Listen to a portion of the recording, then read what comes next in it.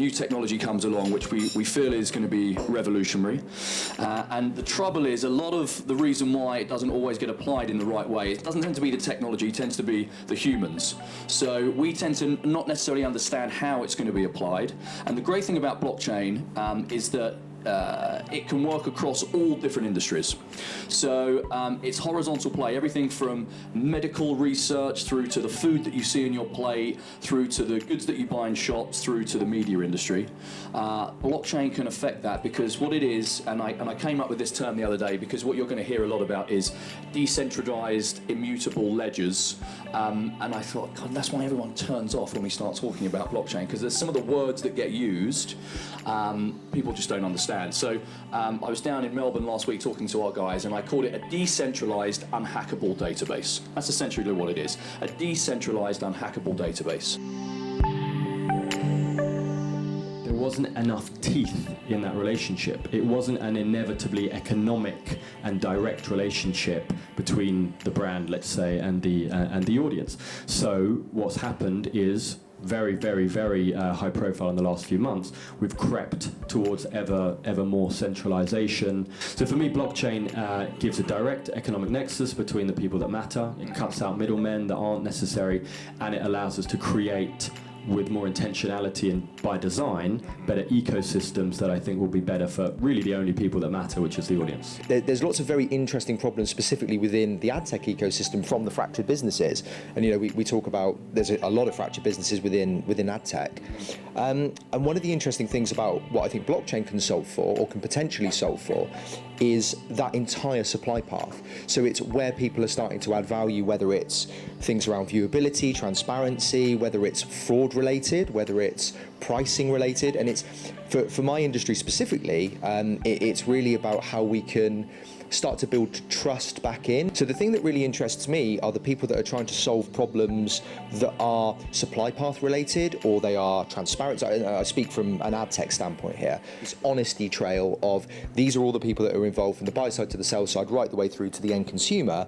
And there's so many people involved in that transaction that are taking effectively people's time and attention, and they're making profit out of it. So I think blockchain will work eventually, much like the protocols that kicked off the internet as we know it across browsers like Netscape and Safari.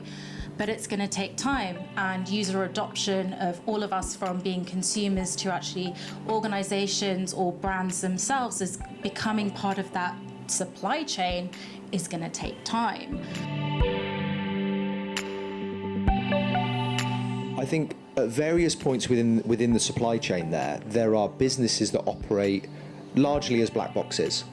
There's when there is a player as acting as an intermediary, either whether it's on specifically in the ad tech system between buy side and sell side, whether they are agency facing or whether they're publisher facing or whether they're somewhere in the middle, there's got to be an inherent value to what they provide. There are so many intermediaries that want a slice of that revenue, slice of that budget. So actually, by the time that users are seeing ads, content, whatever the media that advertiser or brand wants to get across is, so much value has been siphoned through the supply chain that the user doesn't know about. Essentially, the blockchain will provide the ability to essentially have a immutable, unhackable, provable ledger of reviews, basically, of brands and products. Mm-hmm. Yep. That won't be on Amazon.com. They'll just be global, networked for the world to see. What does that mean for brand builders who can't just... the question is not, which random agency shall I use to make my content? What semi-myth do I want to propagate about the desirability of that product or my brand? And the real question I have to focus on is, how do I get it in front of people? Now it needs to go all the way back to the absolute inception of the brand, its purpose, the content that's made around it, because there is a kind of hungry audience out there that is willing to tell you what they really think and share it to the world for all time. If you make something, you'll be able to find out very, very quickly how the audience feels about that. You'll be able to have made, let's say it was content or a product, you'll be able to make that content or product off the back, hopefully, of shared data that your competitors and industry have given you. So the audience will provide a bed of accessible, provably true data that will just make all of our initial efforts, our initial ideas better.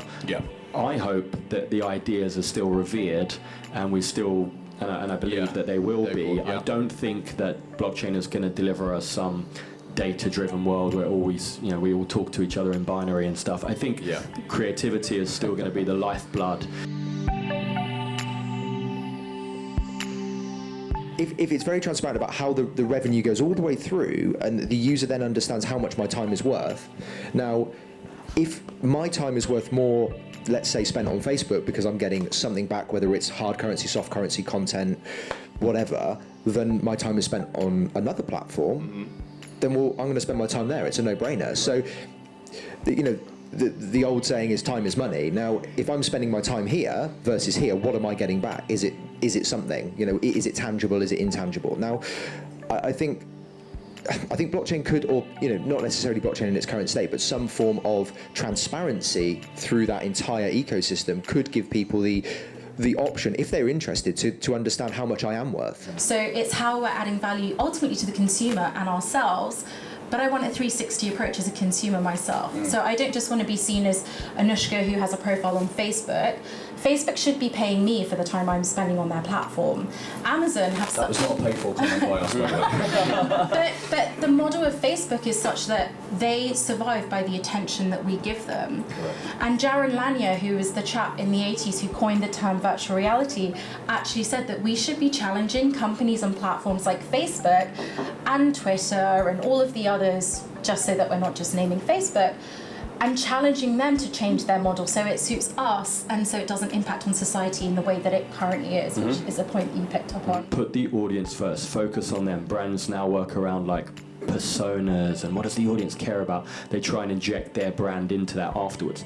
So Unlocked very venerably is putting the audience first at the distribution end of the equation and asking that question, what do they deserve? What do they deserve for the role that they play?